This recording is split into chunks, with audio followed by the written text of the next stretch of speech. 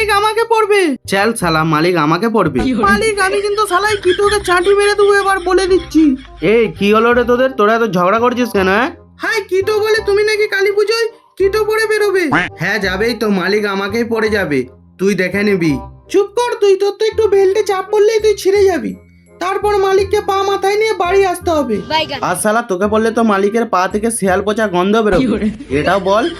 হ্যাঁ সে তো, মালিক আমাকে বললে মালিকের পাটা পুরো সেফটি রাখবো, আর কোনো মেয়ে এসে যদি হিল চিপে দেয় ওটা থেকেও বাঁচাবো। আর এইটা বল, উনি যদি আমাকে পড়ে যায়, উনির পায়ে ফুরফুর করে হাড় ঢুকবে রে, আর মন্দিরে ওঠার আগে আমাকে পা দিয়েই খোলা যায়।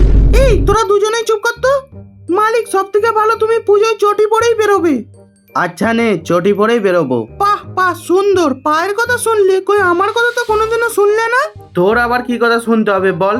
তুমি আমাকে না জিজ্ঞাসা করে কেন যেখানে সেখানে হাত ঢুকিয়ে চুলকাও? আরে পাগলা, তোকে ছাড়া আমি কি করে চুলকাবো? কেন তোমার কি ডান হাতটা নেই? আরে পাগলা, এটা তো ভালো হাত, এইটাতে আমি শুধু ভালো ভালো কাজগুলো করি। ও, আর আমাকে দিয়ে শুধু খারাপ কাজগুলো করো তাই তো না?